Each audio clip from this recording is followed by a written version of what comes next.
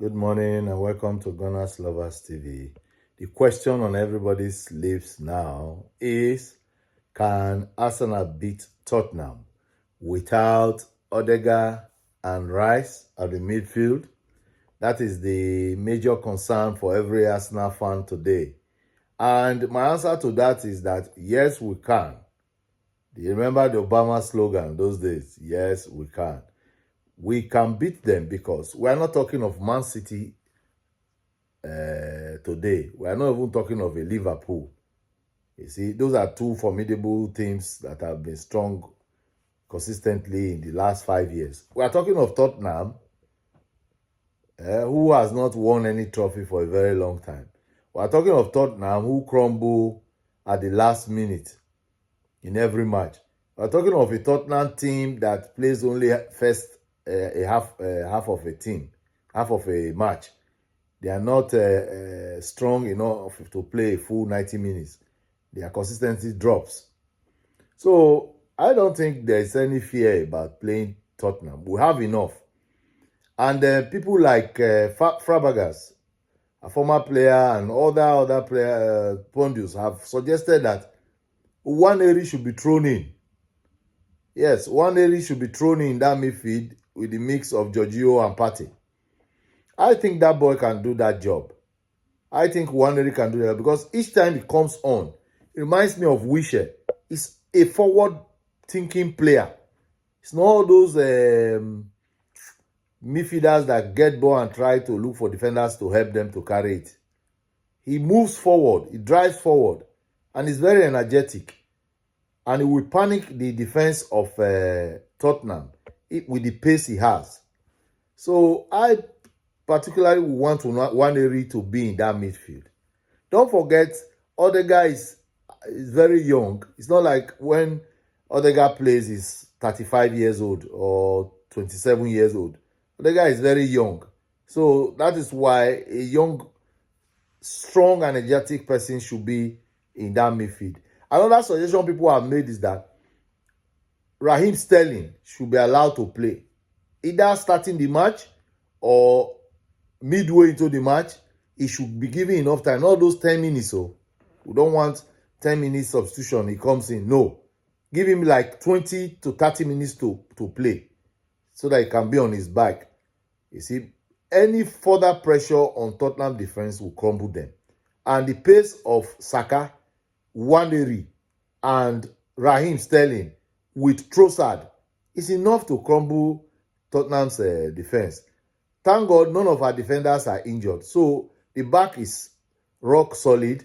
The midfield, even with the Giorgio with his age, he can still do a lot at the midfield, in the midfield. So I don't think Arsenal fans should panic at all. Because if you draw the lineup, whether you put Martinelli on the bench and you put Raheem Sterling on the left, or you put Trossard on the left and ask Havertz to play behind and put Raheem at the middle or Trossard at the middle, either way you twist our team or mix our team, they will be very solid to be able to withstand Tottenham. Now, Tottenham has their own problem of players, not too fit. They've rushed all of them. I'm now hearing 2-3 days ago, Solanke, Van der Vaart, and Richarlison, all these boys, they were like very, very not fit. But to be fair to the coach, they were still hoping they will come back. But all of a sudden now, I'm heard they are all coming back. Whether it's a mind game, we don't know. Just the way Arteta has not divulged whether other guy is going to play or not. He said he's pushing to be fit to play. The same thing for Jesus, pushing to be fit to play. They have 1 or 2 tests yesterday. So the lineup will be out before you know it. I'll be here watching the match and also giving our own match reaction. Make sure you don't miss it. Also, yesterday we saw the honeymoon of Anslot, ending in a very, very bad way. Anfield, the sacred ground of Liverpool fans, were desecrated yesterday by Nottingham Forest. Virtually every Arsenal fan would have joined in the Forest hooray So they've welcomed and slot now properly to Premier League. He has now been given the bitter taste of how the Premier League is. In fact, he has not lost a match since he was in Feyenoord for the last 13 matches or so. And since 1969 or so, Nottingham Forest has not beaten DRS Chelsea, DRS Liverpool. So this is how it is. And of course, Alan ran the show against Brentford 2-1. Man City won that match, even though Issa also scored very early, first minute of the match for Brentford. And then this is what happens to all these teams. When they spring and give other teams hope that they will create an upset, they just crumble. The same thing happened for Bournemouth. Bournemouth was playing very, very well. They had a penalty against Chelsea. Of course, Sanchez caught it. Added their new number 9 to his list of those he has caught his penalty. You see? And Man U too was playing their own. And, I think they played against Southampton, if I recall. Southampton was playing very, very well. And I think they also had penalty too. And then, of course, Onana caught it. Credit must be given to Onana. It's not whether the player played it well or not. So these are the kind of surprises that came yesterday. And then, of course, DRS Everton, I think twice they've led in their matches now and crumbled.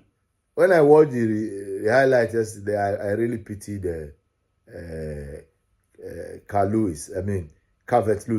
He had the last chance to have the last laugh, but he couldn't convert it, he hit the post. So this is how it is. And today we'll be watching our own DRS Arsenal take on Tottenham. A lot has been said about this match, but it is high time for us to put this matter to bed. Like, share, and subscribe. Do not walk up past. This is GunnersLoversTV. Please share this video to your friends. Click the notification bell so that when we release video, you'll be the first to receive it. Don't forget to share this video, please. And don't forget to subscribe. Happy Sunday, and I'll see you when we play Tottenham.